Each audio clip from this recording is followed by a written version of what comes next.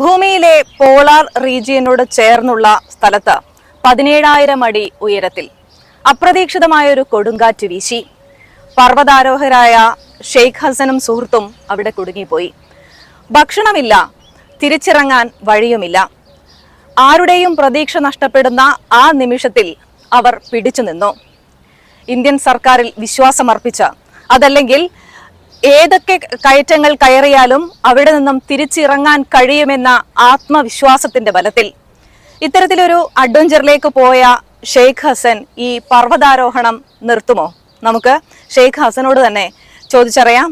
എന്താണ്? നമസ്കാരം, welcome to UAE. ഇങ്ങനെ ഒരു അഡ്വഞ്ചറിലേക്ക് പോയി, അത് ലൈഫ് ത്രെട്ടണിങ് ഒരു പൊസിഷനിലേക്ക് വന്നു. നിർത്തുകയാണോ മലകയറ്റം? അങ്ങനെ ചിന്തിക്കുന്നുണ്ടോ? ഒരിക്കലും നിർത്താൻ പറ്റത്തില്ല. കാരണം മല കയറി തുടങ്ങിയവർക്ക് അറിയാം, നിങ്ങളുടെ അവസാനം വരെ നിങ്ങൾ കയറിക്കൊണ്ടിരിക്കും. എത്ര ത്രെറ്റ് ആണെങ്കിലും നമ്മൾ അവിടെ തിരിച്ചു വരാനുള്ള ഒരു ഊർജ്ജം എപ്പോഴും നമ്മളുണ്ടെന്ന് തന്നെയാണ്. തിരിച്ചു വരാനുള്ള ഊർജ്ജമുണ്ട്, വീണ്ടും നമുക്ക് തിരിച്ചവിടെ പോകാനുള്ള ഊർജ്ജമുണ്ട്. മൈൻഡിനെ നമ്മൾ എനിക്കറിയത്തില്ല, എന്തോ ഈ മല കയറുന്നവരുടെ എന്തോ ഒരു ഭ്രാന്ത് പോലെ അവർക്ക് ആവുമെന്നാണ് തോന്നുന്നത് കുറച്ചാൾ കഴിയുമ്പോൾ. കാരണം വീണ്ടും അടുത്ത അവധിക്കാണെങ്കിലും ആ സമയം കിട്ടുമ്പോഴാണെങ്കിലും മലയിലേക്ക് തന്നെ തിരിച്ചു പോകാൻ വേണ്ടിയിട്ട് അവരെങ്ങനെ മലകൾ വിളിച്ചുകൊണ്ടേയിരിക്കും. മലയിൽ പോയവർക്കറിയാം, അതുകൊണ്ട് നിർത്താൻ പറ്റത്തില്ല. ഞാൻ തെന്നാൽ 2023 പോയിട്ടുള്ളതാണ്. അങ്ങനെ 7 സമ്മിറ്റ് കംപ്ലീറ്റ് ചെയ്തതാണ്. ഇപ്രാവശ്യം നമ്മുടെ ഒരു സുഹൃത്ത് തമിഴ്നാട്ടിലെ ഒരു മുത്തമിഴ് സെൽവി എന്ന് പറഞ്ഞൊരു പുള്ളിക്കാരി 7 സമ്മിറ്റ് കംപ്ലീറ്റ് ചെയ്യാൻ വേണ്ടിയിട്ട് എന്നെ ഒരു ഹെൽപ്പ് ചോദിച്ചു. അപ്പോൾ അങ്ങനെ എൻ്റെ ഫ്രണ്ടാണ്. അങ്ങനെ ഞാൻ പോയി ഇപ്രാവശ്യം. കാരണം എനിക്ക് ആ പർവ്വതത്തിൽ പോകാനുള്ളൊരു കൊതി വീണ്ടും ഉണ്ട്. അമേരിക്കയിലൊരു പർവ്വതത്തിൽ പോയി വീണ്ടും കയറാൻ പറ്റുക എന്ന് പറയുന്നൊരു ഭാഗ്യം തന്നെയായിട്ട് ഞാൻ കാണുന്നു. അങ്ങനെ ഞാൻ ഇപ്രാവശ്യം പോയത്. ഇപ്രാവശ്യവും ഞങ്ങൾ എന്താ പറയുക, വേറെ ഗൈഡിൻ്റെ ഒന്നും ഹെൽപ്പ് എടുക്കാതെയാണ് പോയത്. ഞങ്ങൾ രണ്ടും ഒറ്റയ്ക്ക് 18 ദിവസങ്ങളെ ഭക്ഷണവും താമസിക്കാനുള്ള ടെൻറ്റും കുക്കിംഗ് ഫ്യൂലും സാധനങ്ങളും എല്ലാം കൂടി ഒരു 10-60 കിലോയും കൂടെ ചുമന്നുകൊണ്ടാണ് ഞങ്ങൾ പോകുന്നത്.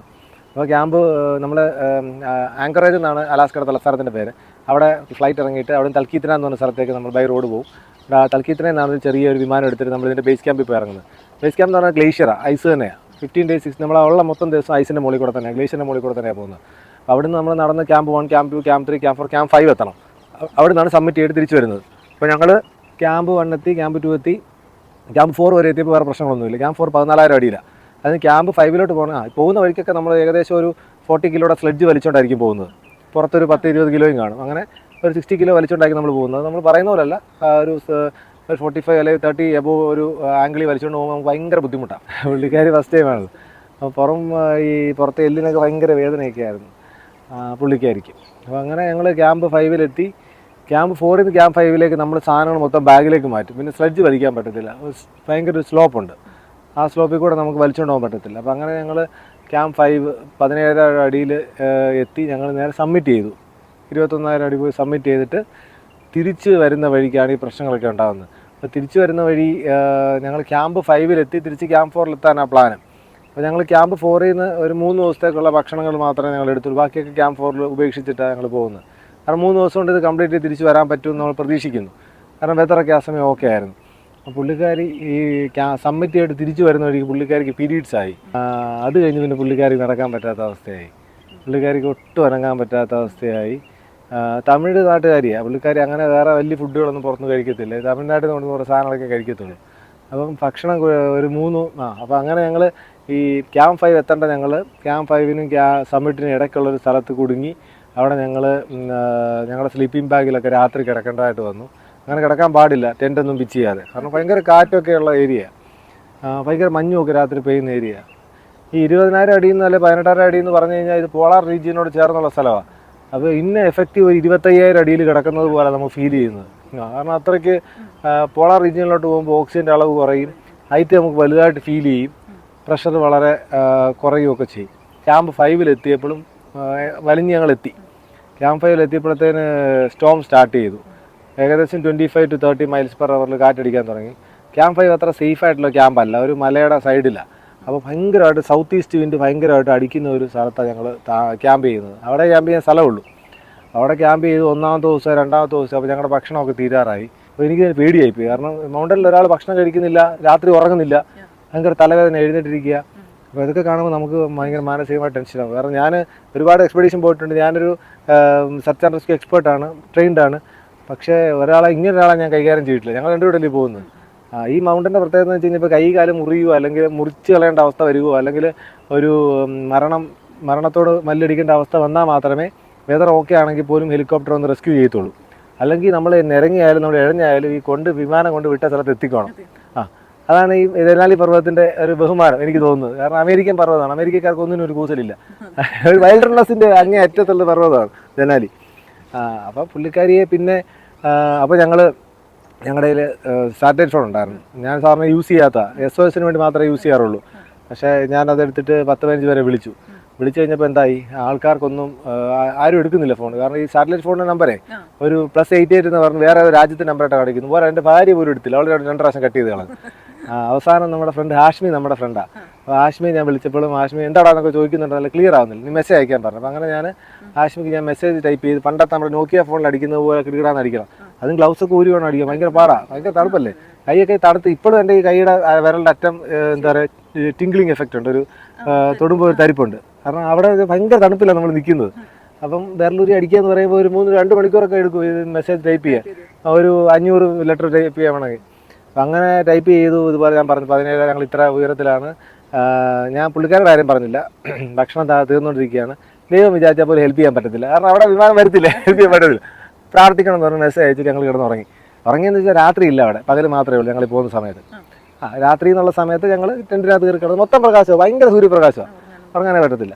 അപ്പോൾ കിടന്നു. അപ്പോൾ രാവിലെ ഏകദേശം 9-10 മണിക്കാകുമ്പോൾ ഞങ്ങൾ ടെൻറ്റിൻ്റെ പുറത്തൊരാൾ വന്ന്, റേഞ്ചർമാർ അവിടെ താമസിക്കുന്നുണ്ട്, അമേരിക്ക റേഞ്ച്.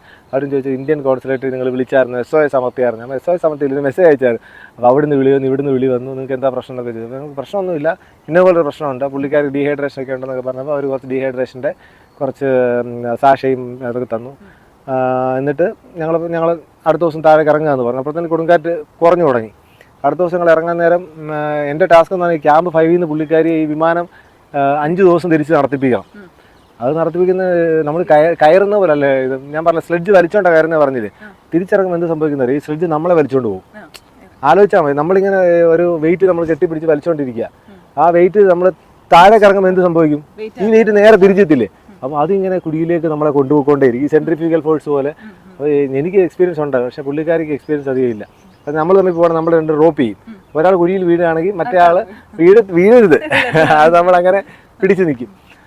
അപ്പോൾ അങ്ങനെ പുള്ളിക്കാരിയുടെ അത് പോയിക്കൊണ്ടേയിരുന്നു. അപ്പോൾ തിരിച്ചിറങ്ങി വരാനൊക്കെ വലിയ പാടുപെട്ടു. അങ്ങനെ ഒരുപാട് മോട്ടിവേഷൻ ചെയ്തൊക്കെയാണ് ഇടയ്ക്കിടയ്ക്ക് പുള്ളിക്കാർ നിന്നു. കാരണം പുള്ളിക്കാർ കുറ്റം പറയാൻ പറ്റത്തില്ല, വയ്യല്ലോ, ഭക്ഷണം കഴിക്കുന്നില്ല, വെള്ളം കുടിക്കുന്നില്ല.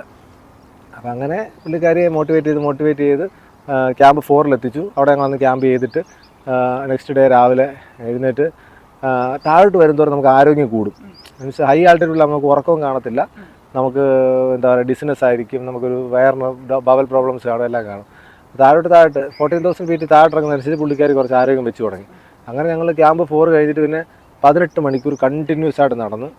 ശരിക്കും അത് 2 ദിവസം നടക്കേണ്ടതാണ്. പുള്ളിക്കാരിയും അങ്ങ് വിചാരിച്ചെങ്കിൽ അതറ്റം വരെ പോകാൻ നോക്കാമെന്നുള്ളത് വിചാരിച്ച് ഞങ്ങൾ നടന്ന് ഈ പറയുന്ന വിമാനം കിട്ടുന്നിടത്തെത്തി. എന്നിട്ട് അവിടെ എത്തിക്കഴിഞ്ഞാലുള്ള പ്രശ്നം എന്ന് വെച്ച് കഴിഞ്ഞാൽ ചിലപ്പോൾ വെതർ മോശമാണ്, വിമാനം വരത്തില്ല നമ്മളെ വിളിക്കാൻ വേണ്ടിയിട്ട്. വേറെ ഒന്നുമില്ല, ഒരു ചെറിയ വിമാനം ഐസിൽ ലാൻഡ് ചെയ്യുന്നൊരു വിമാനമുണ്ട്, അത് വരും, നമ്മളെ കൊണ്ടുപോകും. നമ്മൾ എത്തിക്കഴിയുമ്പോൾ നമ്മൾ അവിടെ റേഞ്ചറുണ്ട്, അറിയിക്കുമ്പോൾ അവർ വിളിച്ച് പറയുമ്പോൾ വരുന്ന ഭാഗ്യത്തിനന്ന് വെതർ നല്ലതായിരുന്നതുകൊണ്ട് വിമാനം വന്ന് ഞങ്ങൾ തിരിച്ചു പോയി. ഇതാണ് ശരിക്കും സംഭവിച്ചത്. എനിക്ക് മനസ്സിലാക്കാൻ സാധിച്ചത് ആശ്മി ഇടപെട്ട ശേഷം എനിക്ക് തോന്നുന്നത് മുഖ്യമന്ത്രി ഇടപെട്ടായിരുന്നു. മുഖ്യമന്ത്രി അത് പ്രധാനമന്ത്രിക്ക് ഒരു കത്തയച്ചു. ആ സമയത്ത് നമ്മൾ ഇമ്മീഡിയറ്റ് ആയിരുന്നു, സെക്രട്ടറിയിൽ നിന്ന് പെട്ടെന്ന് കത്തയച്ചു. ആ സെക്രട്ടറി ഞാൻ വർക്ക് ചെയ്താണല്ലോ, മാത്രമല്ല ഒരു ആസാൻ ഇന്ത്യൻ എന്നുള്ള രീതിയിൽ അവർ പെട്ടെന്ന് കത്തയച്ചു. അതിനുശേഷം എനിക്ക് തോന്നുന്നു സുരേഷ് ഗോപി സാർ ഇടപെട്ടു. അതിനുശേഷം തോമസ് കുര്യൻ ഇടപെട്ടു, ശശി തരൂർ ഇടപെട്ടു, ഞങ്ങളുടെ ആൻഡവാനിനെ ഇടപെട്ടു. അവരെല്ലാം പെട്ടെന്ന് ക്വിക്കായിട്ട് ഇടപെട്ടു. അതിലെനിക്കൊരു വലിയ സന്തോഷമുണ്ട്. കാരണം ഒരാളുടെ പ്രശ്നം ആരായാലും പരിഹരിക്കാൻ വേണ്ടി കാരണം ഇത് ലോകത്തിൽ തന്നെ നോർത്ത് അമേരിക്കയുടെ ഏറ്റവും അറ്റത്തോ അലാസ്കയുടെ അറ്റത്തുള്ളൊരു മലയിലാണ് ഞാൻ ഇരിക്കുന്നത്. അത് എവിടെ ആണെങ്കിലും ആർക്കും അറിയത്തില്ല. രക്ഷിക്കണം എന്ന് പറഞ്ഞ ഒരു കത്ത് അയക്കുന്നുണ്ട്. മാത്രമല്ല പിന്നെ നമ്മുടെ കൂട്ടുകാരൻ വിഷ്ണു ഗോപാലുണ്ട്, അവൻ അമേരിക്കയിലുള്ള, അവൻ ഈ റേഞ്ചർമാരെ ഡയറക്റ്റ് വിളിച്ച് സംസാരിക്കാൻ തുടങ്ങി. പിന്നെ ഞാൻ അറിഞ്ഞ ന്യൂയോർക്കിൽ ഒരു മലയാളി പോലീസുകാരുണ്ടായിരുന്നു, അപ്പോൾ അദ്ദേഹവും ഈ റേഞ്ചർമാരെ വിളിച്ച് സംസാരിക്കാൻ തുടങ്ങി. അവസാനം റേഞ്ചർമാർക്ക് ഭ്രാന്തായി. ഞങ്ങൾ വരുന്ന വഴിക്ക് മുഴുവൻ റേഞ്ചർമാർ ചോദിക്കും, നിങ്ങളെ ഇത്രയും പേര് വിളിക്കുന്നുണ്ട് നാട്ടിൽ നിന്ന്, നിങ്ങൾ ആരാണ്? കാരണം അങ്ങനെ ഹൂ ആർ യു? കാരണം ഇത്രയും പേര് വിളിക്കും, നിങ്ങളെ കാത്ത് ഒരുപാട് പേര് അവിടെ ഇരിപ്പുണ്ട്. അവർക്ക് നിരന്തരം ഫോൺ കോൾ. അലാസ്ക ഗവർണർ ഓഫീസിൽ നിന്ന് ആരോ വിളിച്ചു. പിന്നെ ട്രംപിന്റെ ഓഫീസിൽ വർക്ക് ചെയ്യുന്ന ഒരു സുഹൃത്തുണ്ട് എനിക്ക്, മലയാളിയാണ്. അദ്ദേഹം ഇടപെട്ടു. ഇവന്മാര് ഇനി മിക്ക ധരാളി കയറ്റാത്ത രീതിയിൽ സെപ്റ്റംബറിൽ അമാദപുരം കയറാൻ പ്ലാൻ ഉണ്ട്. അത് one of the very good technical picks in the world ആണ്. അത് 2026 അന്നപൂർണ ലോകത്തിലെ ഏറ്റവും ഡേഞ്ചറസ് പീക്കാണ്. അത് അറ്റംപ്റ്റ് ചെയ്യണം എന്നുള്ളൊരു ആഗ്രഹമുണ്ട്. ഇതാണ് ഏറ്റവും അടുത്തുള്ള 2 പരിപാടി.